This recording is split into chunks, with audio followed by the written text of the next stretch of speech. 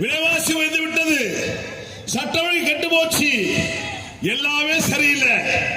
அவன் என்ன நினைச்சிட்டு இருக்காங்க? பணம் இருந்தா போதும், மக்களை பத்தி கவலைப்பட வேண்டாம் நினைக்கிற கட்சி திமுக. மக்களையே நினைக்கின்ற தலைமை எங்கள் அண்ணன் எடப்பாடி அவர்கள். மக்களின் நாடி துடிப்பை தொட்டு தொட்டு பார்த்து 4 ஆண்டு காலமாக நாடி துடிப்பு அறிந்து மக்களுக்கு செய்த ஒரு முதல்வர் எங்கள் அண்ணன் எடப்பாடி அவர்கள். நாடு செஞ்சாரு. குடிமராமத்து திட்டம், குடிமராமத்து திட்டம் என்ற மகத்தான திட்டத்தை கொண்டு வந்து கள்ளக்குறிச்சி மாவட்டத்தில் கோமிகை அணையிலே கோமிகை உருவாரினார். எத்தனையோ திட்டம் 1, 2 கள்ளக்குறிச்சி மாவட்டத்தை பிரித்து கொடுத்து அங்கே இருக்கிற கல்லூரி மருத்துவக் கல்லூரி கொண்டு வந்து கொடுத்து இங்கே 10 கிலோமீட்டர் பக்கத்தில் காலனி பூங்கா மாவட்ட சேலமாக இருக்கலாம்.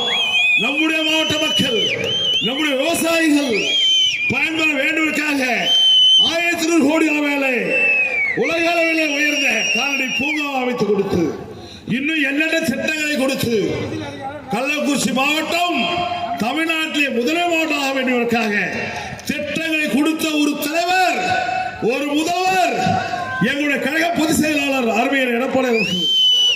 ஆகவே நான் நிறைய பேசுறோம், ஆனா இன்னைக்கு இல்ல, அண்ணன் பேச வேண்டும்.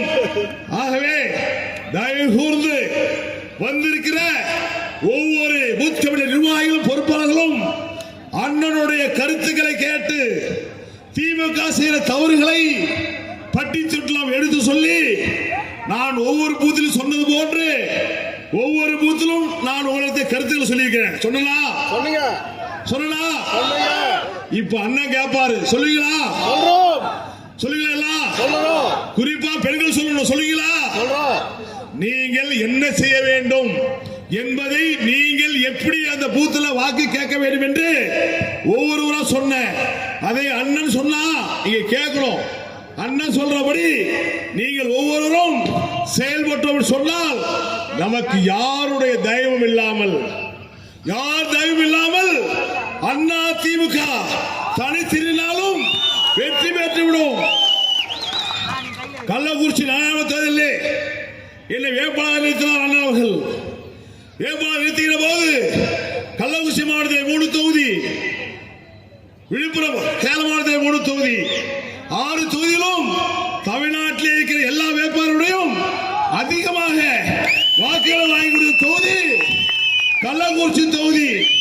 4,15,000 ஓட்டு, 5,15,000 ஓட்டை வாங்கி கொடுத்து 40,000 ஓட்டு தான் தோத்துட்டோம். தோல்வி என்பது கவலை இல்லை. அண்ணா திமுக தொடருக்கு வெற்றி தோல்வி சகஜம். என் தாய் அம்மாவடியிலே எங்கள் அண்ணன் அவர்கள் பயணித்துக் கொண்டிருக்கிறார்கள். ஏன் சொன்னால் கள்ளக்குறிச்சி மாவட்டத்தில் 5 தொகுதியில கடந்த சட்டமன்ற தேர்தலில் நாம 1,80,000 ஓட்டு இழந்துட்டோம். ஆனா இந்த 4ஆம் தேர்தலில் கூடுதலாக 1,80,000 ஓட்டை இரட்டடிக்கு வாங்கி இருக்கிறோம் என்று சொன்னால் அண்ணா திமுக 5 தொகுதியிலும் சிறப்பாக வளர்ந்து கொண்டிருக்கிறது. அண்ணா வளர்ந்து கொண்டிருக்கிறது. எத்தனை பேர் இதெல்லாம் சொல்லட்டும், யாராலும் பேசட்டும், அதை பற்றி நமக்கு கவலை இல்லை. நமக்கு ஒரே இலக்கு, ஒரே குறிக்கோள்.